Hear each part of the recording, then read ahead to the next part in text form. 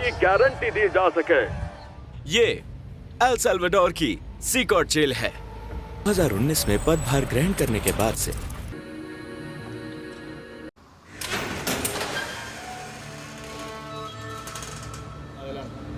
हम गैंग्स के बीच आए हैं।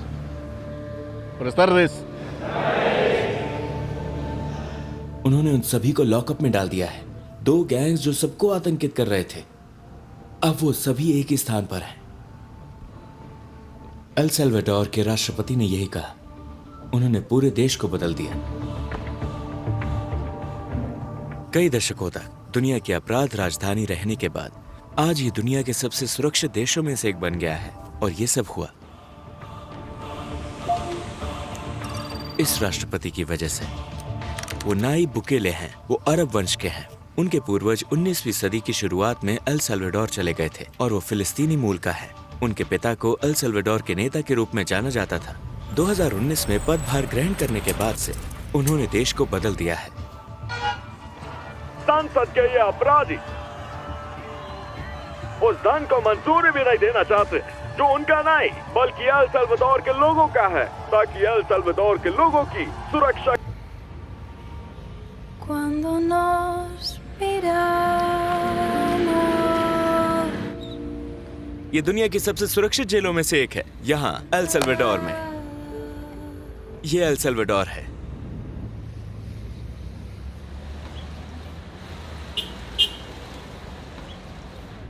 President Bukele has taken a strong stance against. आज हम एल साल्वाडोर की कहानी को उजागर करेंगे और सीकॉट जेल के अंदर कदम रखेंगे। हम शहर से 1 घंटे तक गाड़ी चलाकर सीकॉट पहुंचे, जो दुनिया की सबसे कड़ी सुरक्षा वाली जेलों में से एक है।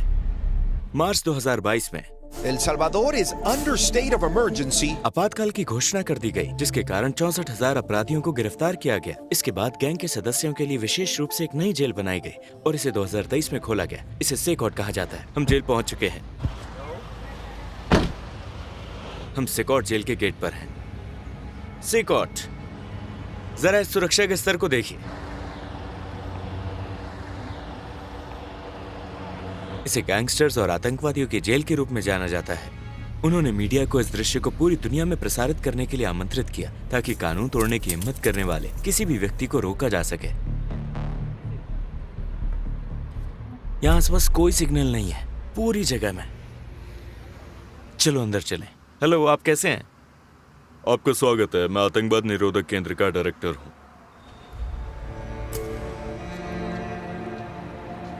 सुरक्षा व्यवस्था इतनी कड़ी है कि इस जेल में प्रवेश करना एयरपोर्ट पर जाने जैसा लगता है। प्रवेश से पहले हमारी कड़ी जांच की जाती है।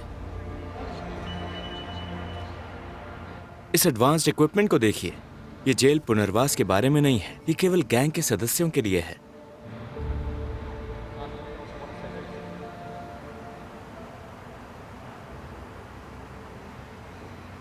ये अनुवाद के लिए। वहां 2 और गेट है। ये दूसरा चेक पॉइंट है। ये एक स्पेशल इंस्पेक्शन रूम है।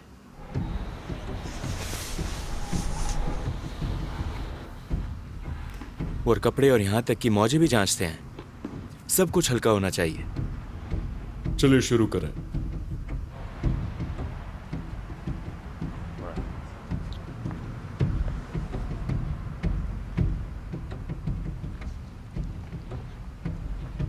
अब हम दूसरे कमरे में प्रवेश कर रहे हैं। कैदियों तक पहुंचने से पहले हमें कितने कमरों से गुजरना होगा? सीकॉट में 8 विशाल सेल ब्लॉक्स हैं, जिनमें से प्रत्येक में हजारों कैदियों को रखने की क्षमता है। ये सिर्फ एक जेल नहीं है, ये एक सुरक्षित किला है। इस हाईटेक डिवाइस का इस्तेमाल कैदियों और जेल कर्मचारियों दोनों के सत्यापन के लिए किया जाता है। इन सभी एडवांस डिवाइसेस को देखिए। यहाँ कैमरे और फिंगरप्रिंट स्कैनर है। अपराधी यहाँ बिना पहचान के पहुंचते हैं, इसलिए सत्यापन के लिए इन सभी उपकरणों का इस्तेमाल किया जाता है। कैमरे बहुत एडवांस्ड हैं और इनमें फेशियल रिकग्निशन की सुविधा है। इसमें मोशन सेंसर भी लगे हैं। हम जेल की कोठरियों के करीब पहुंच रहे हैं। सीकॉट का निर्माण 7 महीने के रिकॉर्ड समय में किया गया था। हमारे यहाँ जिस प्रकार के अपराधी हैं उन्हें देखते हुए एक ऐसे बुनियादी ढांचे की आवश्यकता थी जो इस प्रकार के कैदियों को नियंत्रित करने के लिए सभी आवश्यकताओं को पूरा करता हो, जो कई वर्षों से हमारे समाज के लिए शोक और दर्द का कारण बने हैं। इस इंफ्रास्ट्रक्चर में अंदर आने और बाहर जाने के लिए एक सिंगल गेट है। इसके अलावा सिकॉट का जन्म क्यों हुआ था? सिकॉट का निर्माण आपातकाल की घोषणा के बाद किया गया था। बड़े पैमाने पर गिरफ्तारियां होने के कारण अपराधियों को रखने के लिए एक बड़े जेल की आवश्यकता थी। ये लैटिन अमेरिका की सबसे बड़ी जेल है, जिसका आकार 8 फुटबॉल मैदानों के बराबर है और इसकी क्षमता 40,000 कैदियों को रखने की है। इसके अंदर दुनिया के सबसे खतरनाक अपराधियों में से कुछ और लैटिन अमेरिका के 2 सबसे बड़े गैंग मौजूद हैं। ये गैंग है बैरियो 18 और MS-30। अब हम उन्हें देखेंगे और अब वो सलाखों के पीछे हैं। बहुत कम लोगों को अनुमति दी जाती है। मैं शायद पहला अरब व्यक्ति हूं जिसे अंदर फिल्माने की इजाजत मिली है। इस जेल से भागना कितना मुश्किल है? यह नामुमकिन है। जेल के चारों ओर 15 मीटर ऊंची कंक्रीट की दीवारें हैं, जिन्हें कांटेदार तारों और 19 वॉच टावर से सुरक्षित किया गया है। उन्होंने कहा कि यहाँ से भागना असंभव है। यहाँ अत्यधिक सुरक्षा है। जेल की सुरक्षा 600 सैनिक और 250 पुलिस अधिकारी करते हैं। ये यहाँ के गार्ड्स हैं। मैं जेलों के बारे में एक वीडियो सीरीज बनाऊंगा, लेकिन पहले आइए इस वीडियो को 2 लाख लाइक्स तक पहुंचाएं। हम अब शस्त्रागार जा रहे हैं। ये देखिए, यहाँ पर एक शस्त्रागार है। यदि कोई भागने के बारे में सोचता भी है तो देखिए कि उसका क्या होगा। एल साल्वाडोर ने गैंग्स के खिलाफ युद्ध की घोषणा की। देखिए, हम आ चुके हैं। हम यहाँ हथियारों के गोदाम में हैं।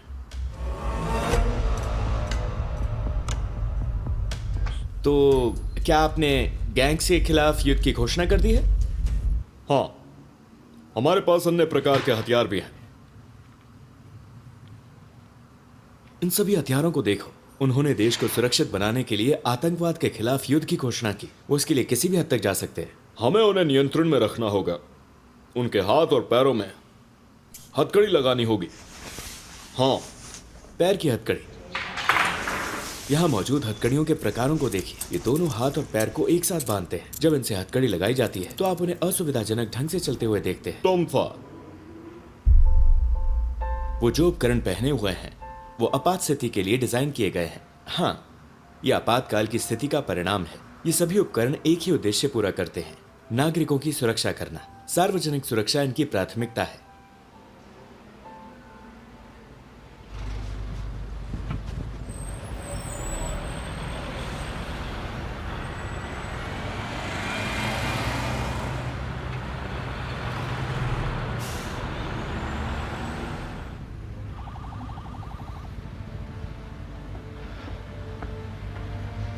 जहां तक जेल अधिकारियों की बात आती है, यहां उन्हें कुछ विशेषाधिकार प्राप्त हैं। ये गार्ड्स के लिए है, कैदियों के लिए नहीं। कैदी अपनी कोठरियों से बाहर नहीं जा सकते। क्या आप और यहाँ के गार्ड्स देश की सुरक्षा के लिए जिम्मेदार महसूस करते हैं? क्योंकि अगर ये गैंग मेंबर्स भाग गए, वो हाँ, यही बात देश को सुरक्षित बनाती है। आपकी सेवा के लिए धन्यवाद। धन्यवाद जी। ये शेविंग के लिए है। आप सोच रहे होंगे कि ये कैदियों के लिए है, लेकिन असल में ये गार्ड्स के लिए है। उनका अच्छे से ख्याल रखा जाना चाहिए, क्योंकि वो दुनिया के सबसे खतरनाक अपराधियों से घिरे हुए हैं।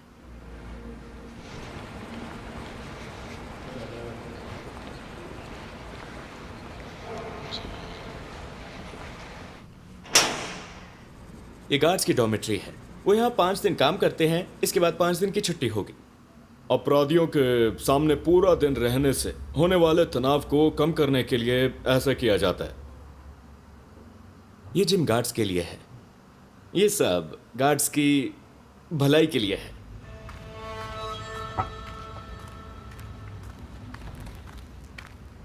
मेरे साथ आइए। अब हम कैदियों के क्षेत्र में प्रवेश करने वाले हैं। ये वीडियो का सबसे महत्वपूर्ण हिस्सा है।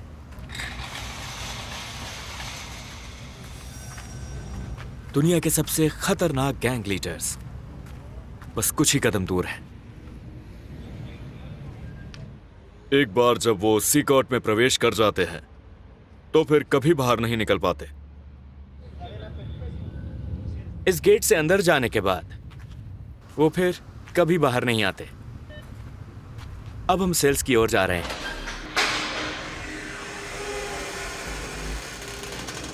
अंदर आ जाइए। हम गैंग्स तक पहुंच गए हैं। Buenas tardes.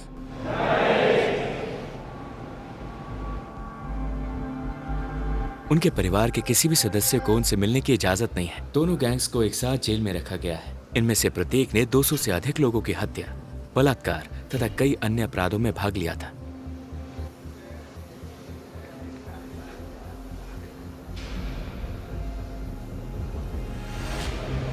उन्होंने कहा कि अगर आप उनकी ओर देखेंगे तो वो आपको गुस्से से देखेंगे। चलो देखते हैं। जैसे कि आप देख सकते हैं, उनमें से हर एक ने सफेद यूनिफॉर्म पहनी है, टी शर्ट, सफेद शॉर्ट्स और सफेद चप्पल। उनके पास अंदर बस यही चीजें हैं। वहां कोई गद्दे नहीं है। वो वहां मौजूद लोहे की सतह पर सोते हैं। यहाँ भारी संख्या में गार्ड मौजूद है। ऐसा लगता है जैसे देश में युद्ध चल रहा है। सभी कैदी एक जैसी सफेद वर्दी पहनते हैं। हाँ,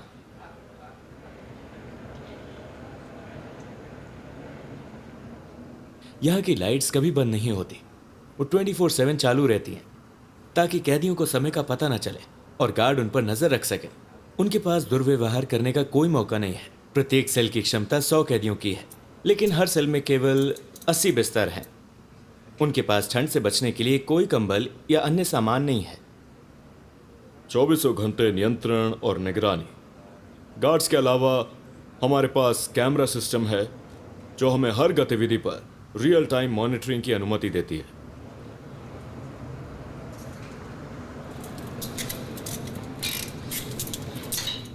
उनमें से कुछ को अब व्यायाम करने के लिए बाहर जाने दिया जा रहा है। कैदियों को प्रतिदिन केवल 30 मिनट के लिए अपने शरीर के वजन का उपयोग करके व्यायाम करने के लिए अपनी कोठरियों से बाहर जाने की इजाजत दी जाती है। सभी सेल्स अपनी पूरी क्षमता पर हैं।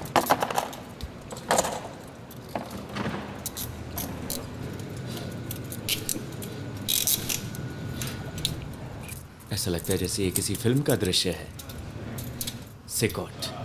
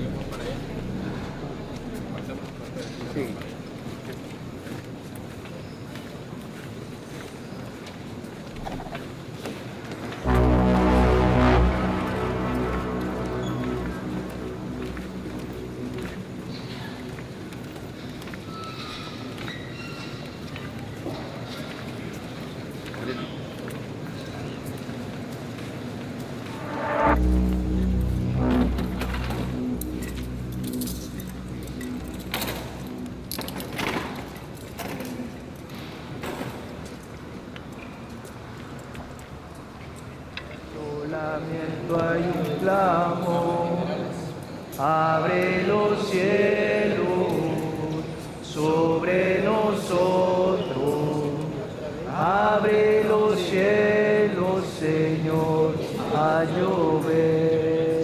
उन्हें सिर्फ इसी एकमात्र गतिविधि की इजाजत है। उन्हें कुछ और करने की इजाजत नहीं है। Somos tu pueblo, somos tu hija, abre los cielos, Señor.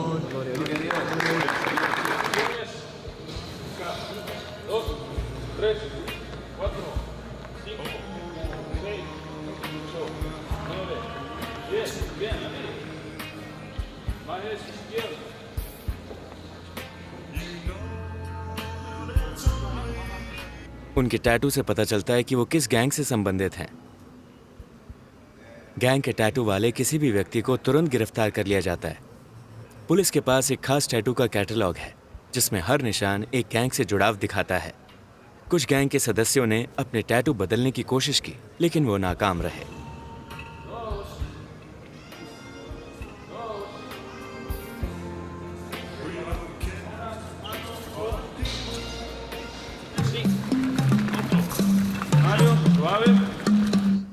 यहाँ नर्सें हैं। एक डॉक्टर रोजाना आकर इनका चेकअप करते हैं। मेडिकल स्टाफ का हमेशा यहाँ रहना जरूरी है क्योंकि कैदियों को बाहर जाने की इजाजत नहीं है। यहाँ से एक कमरा है जहां वो अपने वकीलों से वीडियो कॉल के जरिए बात कर सकते हैं। मुकदमे यहीं चलते हैं क्योंकि उन्हें बाहर जाने की इजाजत नहीं है। यहाँ वो अपने वकीलों से वीडियो कॉल के जरिए बात करते हैं। यहाँ हम कैदियों को बैठाते हैं। बैठ जाओ। स्क्रीन के जरिए हम अदालत को और दूसरे जेलों को देख सकते हैं जो एक ही सुनवाई से जुड़े हैं। जी हाँ, यहाँ हमारा क्लिनिक है। इस शानदार जेल के अंदर ये सारे कमरे देखो। ये इलाज और इंजेक्शन देने की जगह है।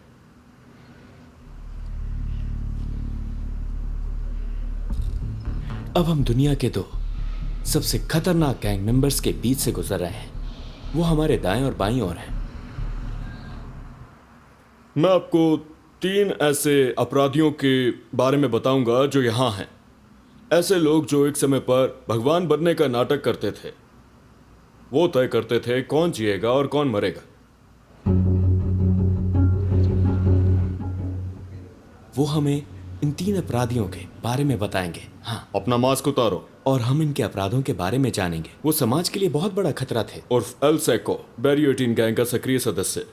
इस शख्स पर गंभीर हत्या का आरोप है। इसे 100 साल से ज्यादा की जेल की सजा मिली है। अपनी शर्ट ऊपर करो। उनके टैटू बताएंगे कि वो किस गैंग से संबंध रखते हैं। इसने 5 लोगों को मारा। उसने उन्हें सिर्फ इसलिए मार डाला क्योंकि वो उसके इलाके में आ गए थे। घूमो। उन सभी के शरीर पर टैटू हैं। वो MS-13 सदस्य हैं। वो देखो।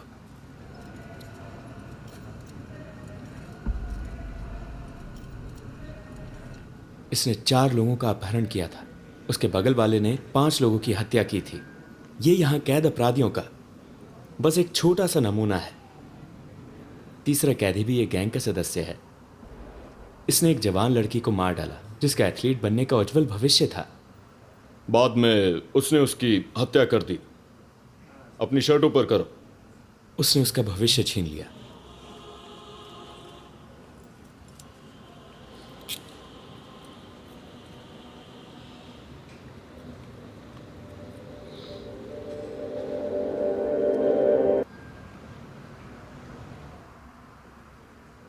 उनके टैटू की वजह से उन्हें पहचानना और पकड़ना बहुत आसान हो गया। उसके शरीर पर 18 का टैटू बना हुआ है। इसका मतलब है कि वो बैरियो 18 का सदस्य है। ज्यादातर टैटू जो तुम इन पर देखोगे उनमें कुछ कब्र के पत्थर बने होंगे। ये टैटू वो अपने गैंग के दूसरे सदस्यों की याद में बनवाते हैं। उनके गैंग के सदस्य जो मारे गए।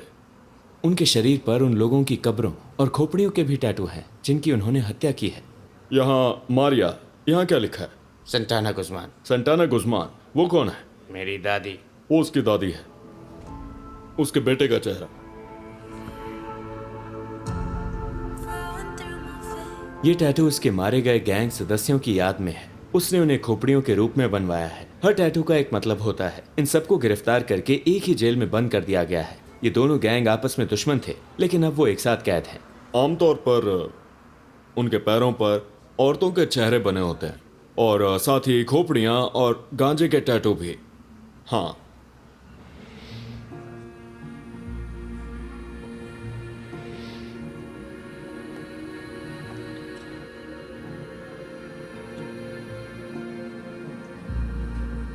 शुक्र है मैं बहुत दूर रहता हूँ। अगर इनमें से कोई भविष्य में मुझे पकड़ लेता तो मैं बहुत मुसीबत में पड़ जाता।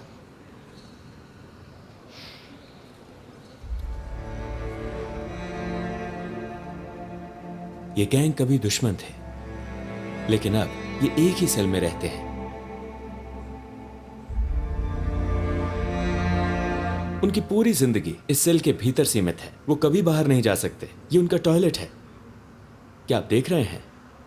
ये वहां कोने में है।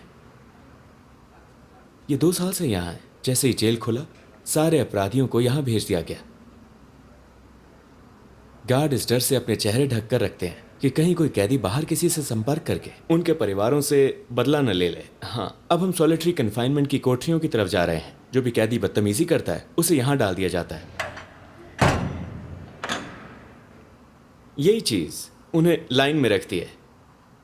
यहां कोई लाइट नहीं है। ये सॉलिटरी कन्फाइनमेंट सेल है। यहाँ केवल एक सीमेंट स्लैब है। ये सॉलिटरी कन्फाइनमेंट सेल है। अगर कोई कैदी बदतमीजी करता है तो उसे 15 दिनों के लिए यहां डाल दिया जाता है।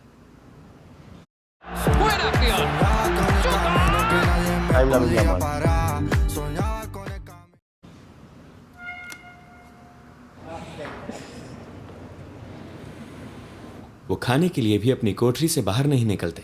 खाना अंदर ही पहुंचाया जाता है।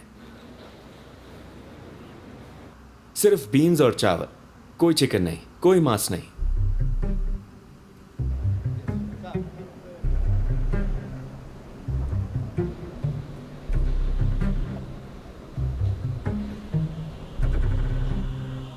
बाद में मैंने एक गैंग के सदस्य का इंटरव्यू लिया।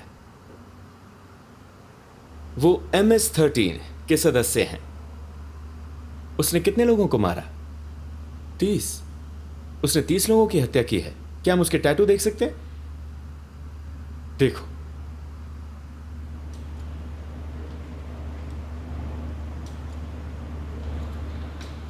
क्या उसे अपने अपराधों पर पछतावा है? क्या तुम्हें अपने अतीत में किए गए कामों का पछतावा है? Encontrándome un penal de máxima seguridad donde solo lo básico se le da a uno, se lamenta uno. Quizá uno se hace fuerte durante el día, pero en la noche uno se lamenta y llora, encontrándose en esta condición. वो कहता है कि वो रोज रोता है और उसे अपने किए पर पछतावा है, लेकिन अब बहुत देर हो चुकी है। उसे पश्चाताप होता है, लेकिन उसे न्याय का सामना करना ही होगा। जब वो गैंग में शामिल हुआ तब उसकी उम्र क्या थी? Como la de 11 años. वो सिर्फ 11 साल की उम्र में गैंग में शामिल हो गया था और अब वो यहाँ सेकॉट में है।